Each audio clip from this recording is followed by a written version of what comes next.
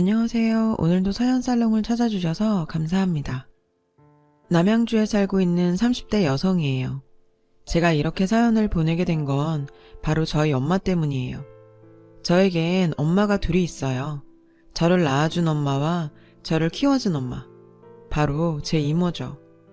낳아준 엄마에 대한 기억은 없어요. 제가 4살이 되던 해 엄마는 절 시설에 버리고 떠났거든요. 동대문 시장에서 우리 도매업을 하던 아빠가 사업 실패의 충격으로 세상을 떠나시자 엄마는 혼자 절 키우셨대요. 하지만 생활고에 시달리다 결국 절 시설에 맡기셨죠. 뒤늦게 그 사실을 안 이모가 시설로 절 찾으러 오셨고 그날부터 지금까지 전 이모와 함께 살고 있어요. 이모는 절 키우시느라 결혼도 안 하고 사신 거예요. 조카인 저 때문에 자신의 인생을 희생하신 거죠. 그래서일까요? 철이 들 무렵부터 전 내 인생에 결혼은 없다는 생각으로 살아왔어요.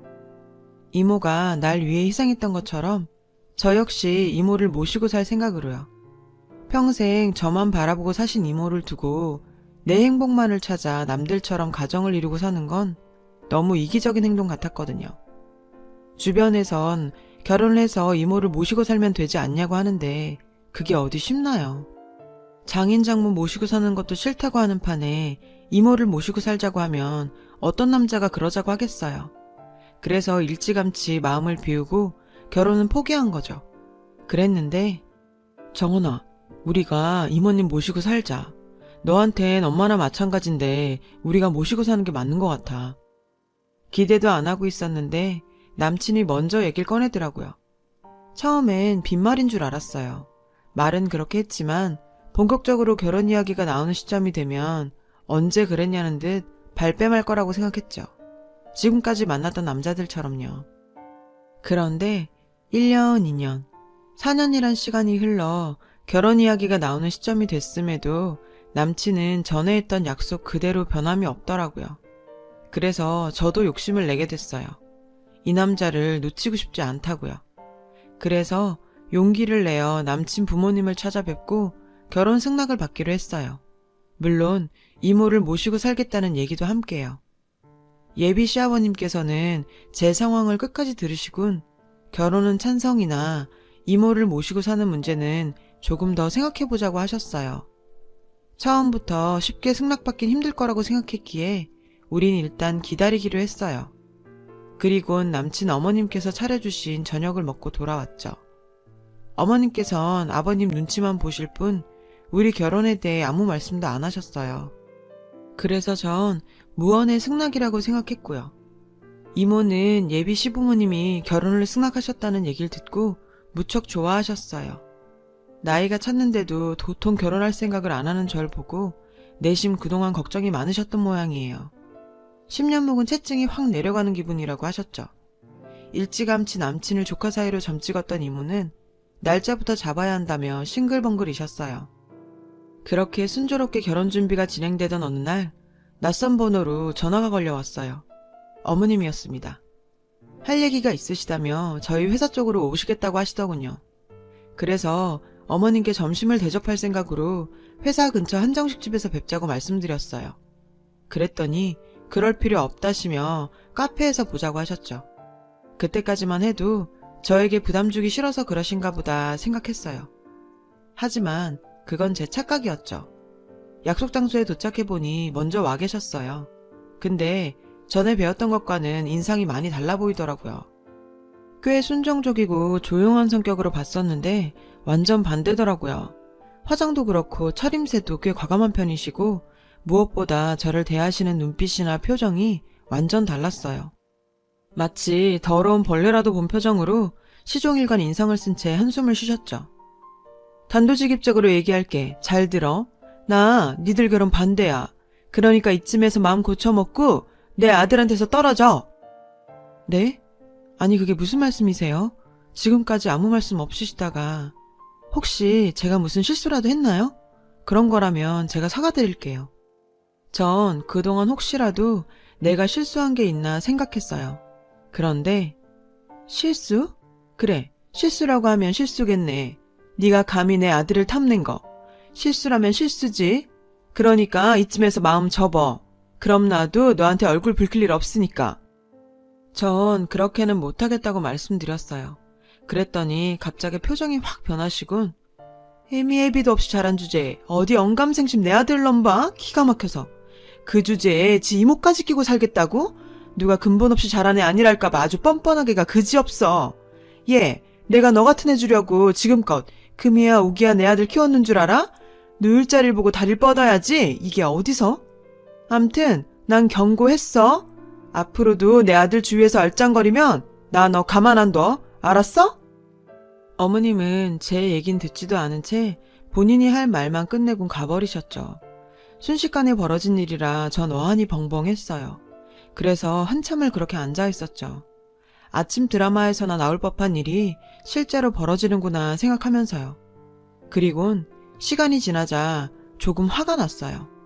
나와 내 부모님을 무시하는 말을 듣고도 아무 말도 못하고 당하기만 했던 제가 너무 한심하게 느껴졌고 이런 말을 서슴지 않고 하는 어머님이 야속하고 미웠어요. 솔직한 심정으로 그땐 다 때려치우고 싶다는 생각도 들었어요. 이런 꼴을 당하면서까지 결혼을 해야 하나 비참한 기분이 들었죠. 그래서 퇴근 후 남친을 만나러 갔어요. 헤어지자고 말하려고요. 그런데 막상 남친의 얼굴을 보니 차마 입이 안 떨어지더라고요. 오히려 이 사람이 없으면 안 되겠다라는 확신만 가지게 되었죠. 내 인생에 다시 없을 이 남자를 위해 욕심을 내고 싶어졌어요. 그래서 결심했죠. 버티기로. 지긋지긋한 순간도 시간이 흐르면 추억으로 남는 것처럼 시간을 갖고 기다리면 언젠가는 어머님과의 관계도 회복하고 웃으면서 이야기하는 날이 올 거라고 믿고 싶었어요. 지금에 와서 생각해보면 참 멍청한 짓이었죠. 그 후에도 어머님은 저를 따로 불러 협박을 하거나 남친과 아버님 몰래 제게 히스테리를 부리곤 하셨어요. 그럴 때마다 전 미련한 곰처럼 무던하게 욕받이 노릇을 했죠. 듣다 보면 내성이 생길 거라 생각했는데 어머님한테 무시당하고 막말을 들을 때마다 가슴에 상처가 남더라고요. 그래서 이젠 정말 한계다 싶어 포기하려고 했죠. 그런데 제가 덜컥 임신을 해버린 거예요. 이젠 정말 빼도 박도 못하게 된 거죠. 이모는 제 임신 소식에 내심 걱정이 되는 모양이셨어요. 안 그래도 부모 없이 자란 처지에 혹여 함부로 몸 간수해서 애까지 뱉다는 얘기를 들을까봐 걱정하셨던 거죠. 그래서 남친한테 시부모님들께는 일단 비밀로 하자고 했어요. 남친도 그러자 했고요. 아이 때문에라도 서둘러 식을 올려야 해서 예식장을 구하는데 애를 좀 먹었어요. 예식 당일 배가 불러있을 걸 대비해 드레스 역시 배를 가릴 수 있는 디자인으로 고르다 보니 솔직히 마음에 썩 들지 않는 걸로 고르게 됐고요. 하지만 어쩌겠어요. 일단은 발등에 떨어진 불부터 꺼야 하는 걸. 그래도 저도 사람인지라 일생에 한 번뿐인 결혼식을 이렇게 치르게 돼서 기분이 상하더라고요. 그래서 남친한테 짜증을 많이 냈죠. 하지만 남친은 제가 내뱉는 짜증을 말없이 받아줬어요. 그리고 어느 날이던가 늦은 밤 남친이 술에 취해 우리 집에 찾아왔더라고요. 그리곤 살짝 풀린 눈으로 자기 인생 내력을 이야기하더군요. 사실 우리 엄마 말이야. 내 친엄마 아니야. 나 유치원 때 두 분 재혼하셨어. 피 한 방울 안 섞였는데도 나한테 참 잘해주셨지. 아버지가 날 나무랄 때도 엄마 늘 내 편이 돼주셨으니까. 근데 이상하게도 그러면 그럴수록 난 더 거리감이 느껴지더라.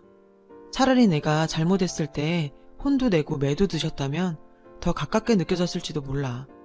그래서 난 내 자식만큼은 내가 느꼈던 이런 기분을 느끼지 않고 살았으면 좋겠어. 뜻밖이었어요. 남친한테 이런 과거가 있을 줄은 정말 몰랐거든요. 그도 그럴 것이 시어머님께서 제가 자라온 환경에 대해 막말까지 서슴지 않으신 분이잖아요. 남친의 고백이 더 놀랍게 느껴졌어요.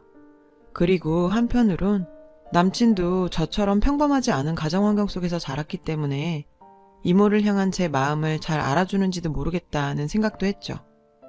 둘 다 상처가 있는 사람들이니까 오히려 더 서로에게 의지하며 살 수 있을 것 같았어요. 그리고 며칠 뒤 아버님은 제게 직접 전화를 하셔서는 아무리 생각해도 이모를 모시고 사는 건 허락할 수 없다고 하셨어요. 대신 이모 집 근처에 저희 신혼집을 마련해 주시겠다고 하셨죠. 남친과 저는 일단 아버님 뜻에 따르기로 하면서 문제는 일단락 지어졌죠. 그런데 정작 문제는 따로 있더라고요. 그날도 어머님은 남친 몰래 절 집으로 부르셨어요. 아, 오늘은 또 뭘로 생트집을 잡으실까? 속으로 걱정을 하면서 댁으로 향했죠. 현관에 막 들어서자마자 어머님은 내가 너 그럴 줄 알았다. 보고 배운 거 없다 했더니 하는 짓도 딱 지 수준이야. 너 애 가졌다며? 솔직히 말해. 그거 우리 아들 애 맞아? 혹시 밖에서 딴 놈이랑 붙어먹다 배불러 온 거 아니고? 그런 거라면 지금 당장 이실직고 하는 게 좋을 거야. 안 그랬다간 너도 네 애도 가만 안 둘 거니까. 시어머니는 살기를 내뿜으며 소리쳤어요. 보아하니 남친이 실수로 말을 했던 모양이었죠. 미리 말씀 못 드린 건 정말 죄송해요. 하지만 저 정말 하늘을 우러러 한 점 부끄럼 없어요. 어머님이 생각하시는 것처럼 저 인생 막 살지 않았다고요. 도대체 무슨 근거로 절 그렇게 매도하시는지 모르겠지만 정말 억울해요. 안 그래도 임신한 탓에 감정 컨트롤이 잘 안 되는데 어머님의 막말을 들으니 감정이 주체가 안 되더라고요. 그래서 저도 맞받아쳐 질러댔어요. 네가 뭔가 캥기는 게 있으니까 임신한 사실도 숨긴 거 아니야. 말해봐 이 지지배야. 너 그 애 누구 애야? 내 아들 자식 아니지? 그치? 어머니는 끝까지 저와 제 아이를 의심했어요. 이러지 마세요. 그렇게 못 믿으시겠다면 나중에 유전자 검사라도 해보시면 될 거 아니에요. 그치만 만약 그의 아이라고 판명되면 어머니는 저랑 제 아이한테 사과하셔야 될 거예요. 이게 어디서 큰 소리야? 애 하나 뵀다고 눈에 뵈는 게 없는 거니? 결혼도 안 한 처녀가 애를 뵀으면 창피한 줄을 알아야지. 뭘 잘했다고 큰 소리를 쳐? 그래서 내가 널 싫어하는 거야. 겉으론 조신한 척 다 하더니 봐라. 결국 결혼도 하기 전에 애부터 배우는 거. 이러니 내가 추신 안 따지게 생겼니? 이래놓고도 인생 막 살지 않았다고? 내가 너 같은 애는 집에 안 들이려고 하는 이유가 이런 거다. 근본도 없이 막 살아온 건 티가 나도 나니까. 천박한 지집애. 도저히 참을 수가 없었어요. 그래서 꾹 참고 있던 그 한마디를 내뱉어버렸죠. 어머님이 재훈 씨 친어머니도 아니시잖아요. 어머님은 자식도 버리고 제가 하신 거라면서요. 저요, 아이를 가져보니 알겠더라고요. 엄마랑 뱃속의 아이는 단순히 부모와 자식의 관계가 아닌 그 자체만으로 한 몸이라는 걸요. 그런데 그렇게 이어진 자식을 버리신 분이 제 부모님을 욕하고 저한테 막 살았다고 훈계하실 일은 아니죠. 어머님이 버리고 온 그 아이가 어디선가 어머니 같은 사람한테 저처럼 당하고 있을 거란 생각은 안 하세요? 뿌린 대로 거둔다고 했어요. 어머님 이러시면 어머님 자식도 똑같이 당할 거라고요. 그러니까 앞으로 저한테 함부로 말하지 말아주세요. 저요, 더 이상 어머님한테 당하지만은 않을 거니까요. 그러니까 제발 저한테 이러지 마시라고요. 그동안 참았던 말들을 쏟아내고 나니 손이 바들바들 떨릴 정도로 감정이 주체가 안 되더라고요. 과호흡으로 숨을 쉴 수가 없어서 헉헉대다가 결국 그대로 기절을 해버렸어요. 정신을 차려보니 병원이었어요. 시어머님은 물론 남친과 시아버님도 와 계시더군요. 근데 다들 표정이 어두워 보였죠. 남친은 절 보자 울음을 터뜨렸어요. 한참을 제 손을 잡고 울먹이던 남친은 아이가 유산이 됐다고 말해주었어요. 솔직히 그 말을 들었던 그 순간은 아무런 감정이 없었어요. 모든 게 거짓말 같았거든요. 그냥 악몽을 꾸는 것처럼 말이에요. 그런데 제 앞에서 세상을 다 잃은 사람처럼 망연자실해 있는 시어머니를 보자 그제야 실감이 났어요.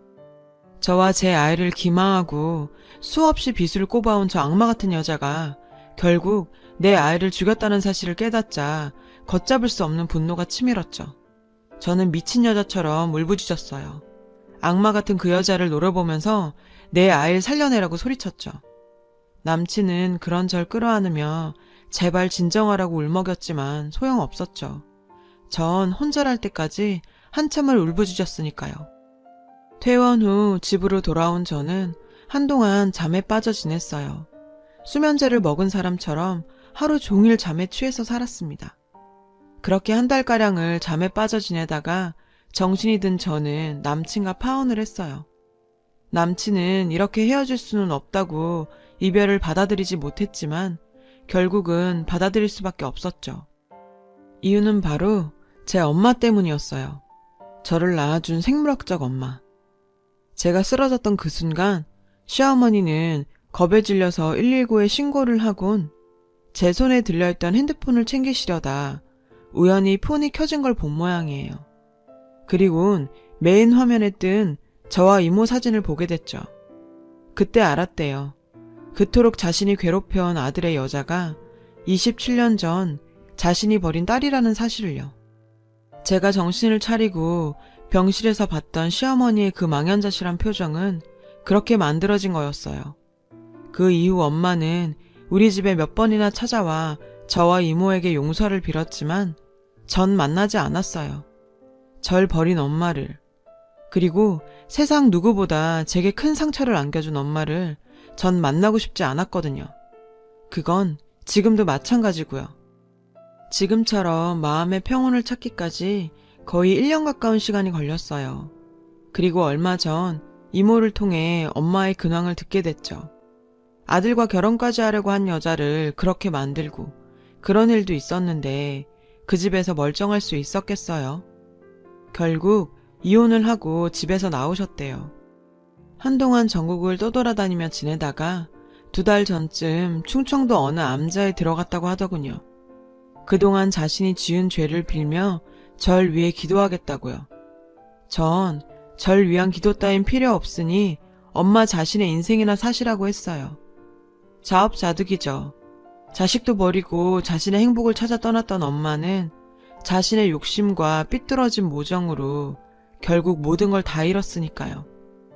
얼마 전부터 전 다시 일을 시작했어요. 다시 한번 살아보려고요. 27년 전 그랬던 것처럼 제 곁에는 세상에서 제일 절 사랑해주는 사람이 있잖아요. 처음부터 내 엄마였고 앞으로도 영원히 내 인생의 유일한 엄마인 이모 말이에요. 이모, 아니 엄마, 내가 더 잘하고 살게요. 고맙고 사랑해요. 지금까지 제 긴 사연을 들어주셔서 감사합니다.